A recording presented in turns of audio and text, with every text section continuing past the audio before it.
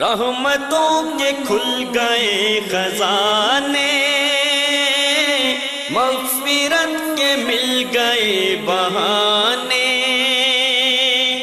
موسم بہار لوٹ آیا، گاؤ رب کی حمد کے ترانے، بولو نیکیوں کی میٹھی بولی، آؤ رحمتوں سے بھر لو جھولی۔ چوتھا کام، یہ ایک بہت بڑا کام ہے جس کو آج امت آہستہ آہستہ بھول رہی ہے، اطعام الطعام، لوگوں کو کھانا کھلانا۔ کس طرح کھانا کھلانا؟ رسول اللہ صلی اللہ علیہ وسلم کا فرمان ہے، من فطر صائما فلہ اجر مثل الصائم، جو کسی شخص کو روزے دار کو اس کے روزے کی افطاری کرواتا ہے، اس کو اتنا ہی اجر ملتا ہے جتنا روزہ رکھنے والے کو اجر ملتا ہے۔ من فطر صائما فلہ اجر مثل الصائم، روزے کی افطاری کروانے والے کو روزہ رکھنے والے کے برابر اجر ملتا ہے۔ کاش اس بات کو جس نے سمجھا، آج اللہ نے برکتیں بھی دی، اور میری دعا ہے کہ اللہ آپ سب کو اپنے گھر کی زیارت نصیب فرمائے۔ اور آپ نے دیکھا ہوگا کہ چھوٹے چھوٹے بچے اس بات پہ جھگڑتے ہیں، وہ کہتا ہے اس کو میرے پاس افطاری کرنے دو، اور وہ کہتا ہے نہیں اس کو میرے پاس جانے دو۔ یہ تربیت ہے، یہ سوچ ہے جو رسول اللہ صلی اللہ علیہ وسلم نے صحابہ کو دی تھی۔ اور آپ صلی اللہ علیہ وسلم تشریف فرما تھے تو آپ صلی اللہ علیہ وسلم نے ایک خوشخبری سنائی۔ آپ نے فرمایا، ان فی الجنت غرفا، لوگوں جنت میں ایسے گھر ہوں گے، یرا ظاہرها من باطنها وباطنها من ظاہرها، کرسٹل کے گھر، اس کے اندر بیٹھے آپ پوری جنت کا نظارہ کر سکتے ہیں، اور صرف آپ کے لیے جو جس کا گھر ہوگا، اگر آپ باہر ہیں تو آپ کو گھر کے تمام ماحول اور ایک ایک چیز نظر آ رہی ہوگی۔ یا رسول اللہ صلی اللہ علیہ وسلم، یہ کس کے لیے ہے؟ تو آپ نے جواب دیا، لمن الان الکلام واطعم الطعام واتبع الصیام وافشى السلام وصلى باللیل والناس نیام۔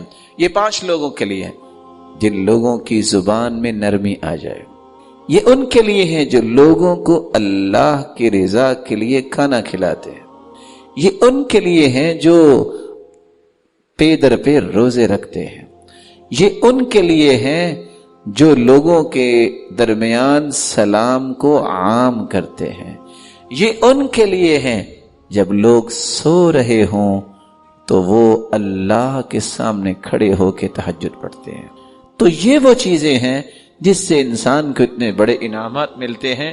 اور حیرانگی کی بات یہ ہے، سلف صالحین کہا کرتے تھے، لَأَنْ أَدْعُوا عَشْرَةً مِّنْ أَصْحَابِي فَأُطْعِمَهُمْ طَعَامًا يَشْتَهُونَهُ أَحَبُّ إِلَيَّ مِنْ أَنْ أُعْتِقَ 10 مِنْ وَلَدِ إِسْمَاعِيل، میں اپنے 10 ساتھیوں کو بلاؤں اور ان 10 ساتھیوں کو بلا کے کھانا کھلاؤں، یہ مجھے زیادہ اچھا لگتا ہے کہ میں اسماعیل علیہ السلام کی اولاد میں سے 10 لوگوں کی گردنیں آزاد کروں۔ تو میں آپ سے ایک گزارش بھی کروں گا، جس جگہ آپ رہتے ہیں اس جگہ مساجد میں افطاری کا انتظام کریں اور کروائیں، لوگوں کو اللہ کے گھر کے ساتھ جوڑیں۔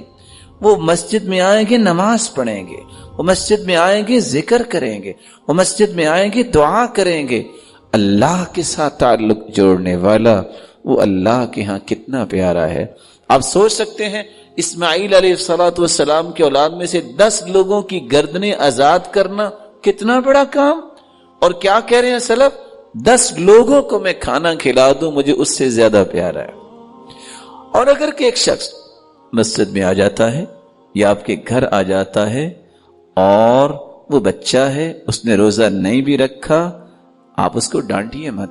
ہو سکتا ہے ایک شخص جو روزہ نہیں رکھا، اس کو پتہ نہیں، آپ کی اس دعوت اور اس حلال لقمے کی وجہ سے اللہ تعالیٰ اس کو پوری زندگی کے لیے روزوں کا پابند بنا دے۔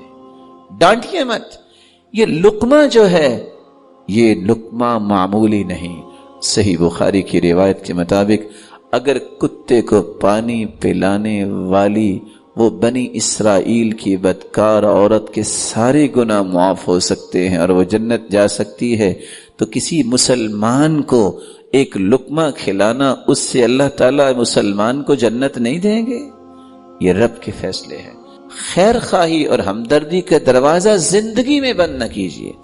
یہ مت دیکھیے اس کا روزہ ہے یا نہیں، تلقین کیجیے، دعوت دیجیے، خیر خواہی کیجیے، بتائیے مسلمان روزہ رکھتا ہے. مومن کا معنی یہ ہے کہ وہ ارکان اسلام کا پابند ہوتا ہے، لیکن اپنے آپ کو خیر سے دور نہ کیجیے. تو رمضان المبارک میں ہم کس طرح اپنے آپ کو اس قابل بنا سکتے ہیں؟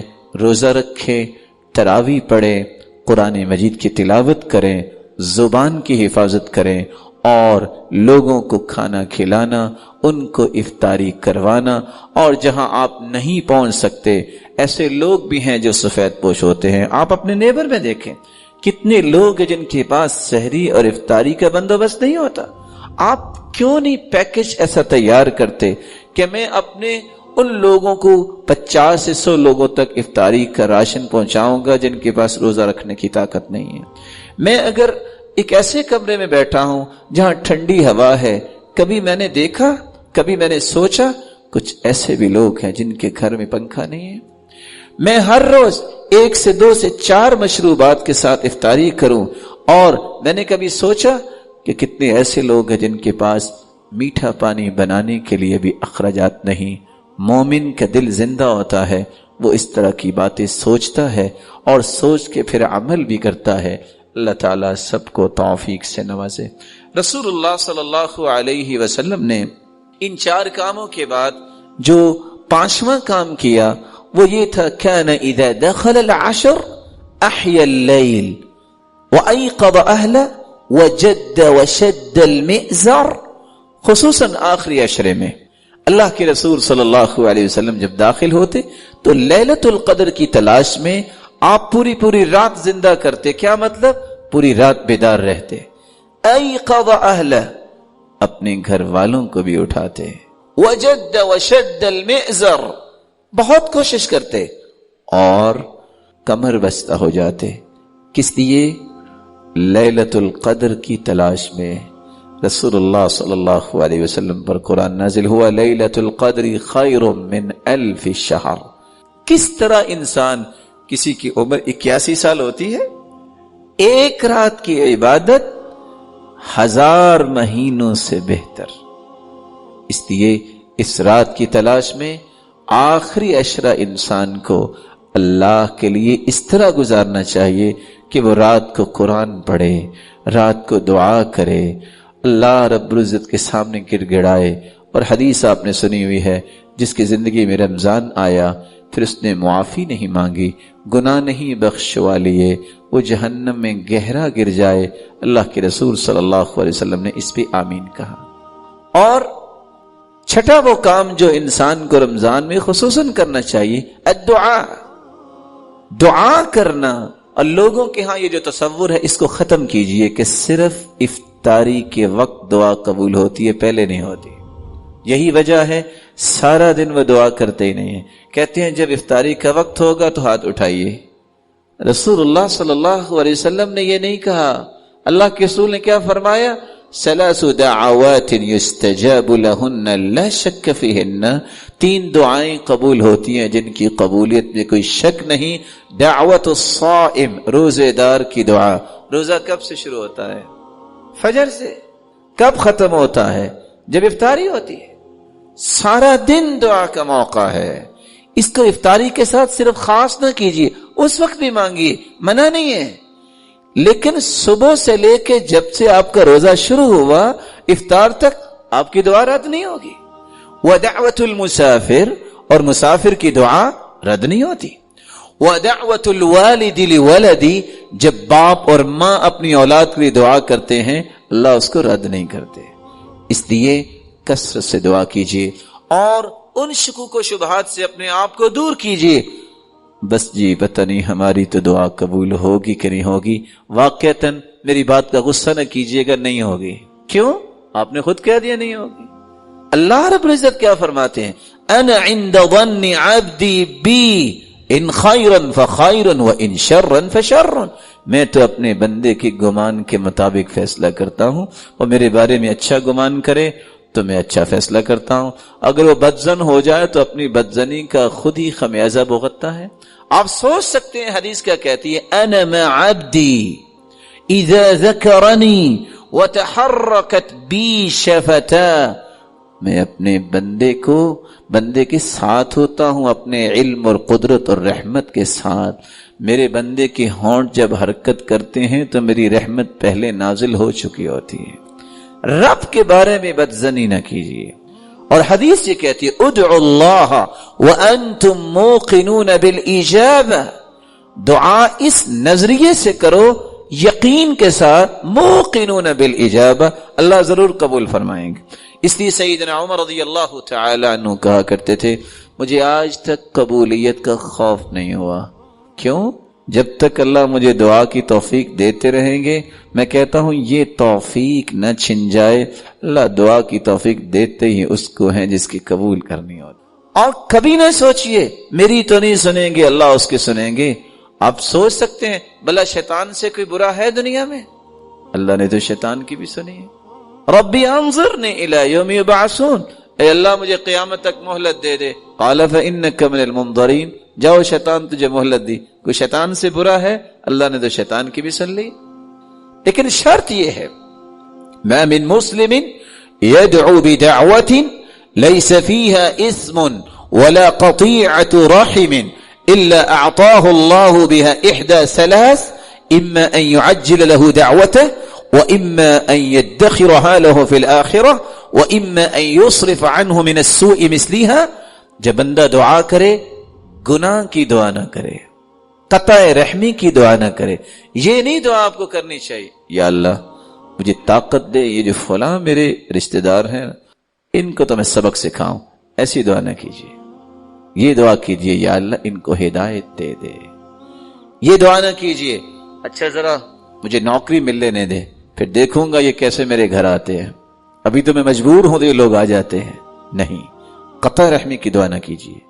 اگر یہ دو دعائیں نہیں تو پھر دعاؤں کو جو اللہ کے سامنے پیش کرتا اس کو تین چیزوں میں سے ایک چیز اللہ ضرور عطا کر دیتے ہیں۔ اما، پہلی چیز ان يعجل له دعوته، اللہ فوراً قبول کر لیتے۔ واما ان يدخرها له في الآخرة، اللہ قیامت کے لیے ذخیرہ کر لیتے ہیں۔ قیامت کا ایک پہاڑ آ رہا ہوگا، نام اعمال میں آئے گا یا رب ما هذا، اللہ یہ کیا، میں نے تو ایسا عمل نہیں کیا۔ اللہ فرمائیں گے یہ تیری دعا ہے جس کو ذخیرہ کیا ہوا ہے۔ اور تیسرا وَإِمَّا أَن يُصْرِفَ عَنْهُ مِنَ السُّوءِ مِثْلِهَا، یا اللہ اس دعا کی وجہ سے انسان سے بلاؤں کو ٹال دیتے ہیں۔ ان تین چیزوں میں سے ایک چیز انسان کو ضرور ملتی ہے، اس لیے ان مبارک لمحات میں کثرت سے دعا کریں۔ اگر آپ سمجھتے ہیں آپ کے پاس سب کچھ ہے، والدین کے لیے دعا کریں، اپنی اولاد کے لیے دعا کریں، اپنے بہن بھائیوں کے لیے دعا کریں، اپنے رشتہ داروں کے لیے دعا کریں، اور اپنے معاشرے کے لیے دعا کریں، اور اپنی قوم و ملت کے لیے دعا کریں، اپنے وطن کے لیے دعا کریں۔ اللہ تعالیٰ اس ملک کو امن کا گہوارہ بنائے، توحید اور سنت کا بول بالا ہو، لڑائی اور فساد کی بجائے احترام اور محبت کی فضا ہو، ہر ایک کی عزت محفوظ ہو، ہر ایک کا مال محفوظ ہو، اور ہر ایک کی جان محفوظ ہو۔ ایک مسلمان کی ذمہ داری ہے کہ وہ اس طرح کی دعائیں نہ بھولے۔ ساتواں کام جو انسان کو رمضان المبارک میں کرنا چاہیے، جو رسول اللہ صلی اللہ علیہ وسلم کی سنت ہے، وہ ہے صدقہ کرنا۔ کان النبی صلی اللہ علیہ وسلم اجود الناس وکان اجود ما یکون فی رمضان، آپ صلی اللہ علیہ وسلم بہت سخاوت کرنے والے تھے، لیکن رمضان المبارک میں تو اس طرح سخاوت کرتے کالریح المرسلہ، جس طرح تند و تیز ہوائیں آتی ہیں اس طرح آپ کی سخاوت معاشرے میں پھیلتی نظر آتی تھی۔ سخاوت کیجئے اور صدقے کا معنی سمجھیے۔ صدقہ یہ صدق سے ہے، اور صدقہ وہی کرتا ہے جو اپنے ایمان میں سچا ہوتا ہے، اور لفظ بھی حدیث کے یہ ہیں والصدقۃ برہان، صدقہ انسان کے سچے ایمان کی دلیل ہے۔ اور صدقہ صرف مال کا نہیں، مفہوم سمجھیے اسلام نے جو پیش کیا ہے، اور میں چاہوں گا کہ بقیہ چند لمحات میں صدقے کی وہ تفصیلات آپ کے سامنے آ جائے کہ صرف مال کا ہی صدقہ نہیں ہے، کون کون سی چیز صدقہ بن سکتی ہے، اس سارے پہلوؤں کو سمجھنا چاہیے۔ رسول اللہ صلی اللہ علیہ وسلم تمام قسم کا صدقہ کرتے، آپ مال کا بھی صدقہ کرتے، اور کیسے؟ کالریح المرسلہ۔ صحابہ کرام اور سلف کا یہ طریقہ تھا، جتنا رمضان میں خرچ کرتے اتنا کبھی بھی خرچ نہ کرتے۔ کیوں؟ نیکی کا اضافہ ہوتا ہے، یہ تقرب الہی کا موسم ہے، اس لیے رمضان میں بخل نہ کیجئے۔ اگر آپ مہنگے سے مہنگے کھانے کھاتے ہیں رمضان میں تو میں ادباً گزارش کروں گا سنت کی تنفیذ کیجئے۔ سنت کیا ہے؟ کان یفطر علی رطوبات، اللہ کے رسول صلی اللہ علیہ وسلم تازہ کھجوروں سے افطاری کرتے۔ فإن لم یجد فعلی تمرات، تازہ کھجوریں نہ ملتی تو آپ خشک کھجوروں سے افطاری کرتے۔ فإن لم یجد فحسى حسوا من ماء، اگر دونوں قسم کی کھجوریں نہیں تو پھر آپ پانی سے افطاری کر لیتے۔ اور دوسری روایت کے الفاظ ہیں كان يحب الماء الحل، آپ میٹھا پانی پسند کرتے۔ وكان يحب العسل، تیسری روایت آپ شہد کو پسند کرتے۔ تو آپ کو جہاں رمضان میں خرچ کرنا ہے ایک اصول سامنے رکھیے، سرتاج رسول صلی اللہ علیہ وسلم نے افطاری اور سحری میں استعمال کیا۔ اگر وہ میرے مقدور میں ہے، میں وہ چیز خرید سکتا ہوں، تو بجائے اس کے میں دوسری چیزوں پہ اتنے پیسے خرچ کروں، مجھے تازہ کھجوروں کو اویل کرنا چاہیے۔ اور رسول اللہ صلی اللہ علیہ وسلم نے فرمایا نعم سحور المرء التمر، آدمی کی سب سے بہترین سحری کھجور ہے۔ اور میرا نہیں خیال کہ کوئی سحری کے وقت کھجوریں کھاتا ہوگا، سب لوگ کہتے ہیں یہ افطاری کی ایک آئٹم ہے، اور وہ بھی وہی جس کو پتا ہے سنت ہے، وگرنہ مختلف قسم کے مشروبات تو آ جاتے ہیں، لیکن رسول اللہ صلی اللہ علیہ وسلم کی سنت کو بھی سمجھنا چاہیے۔ اللہ رب العزت توفیق عطا فرمائے۔ اللہ کے دین کی دعوت اور لوگوں تک پہنچانے کے لیے اس ویڈیو کو ضرور لائک، شیئر، کمنٹ اور سبسکرائب کریں۔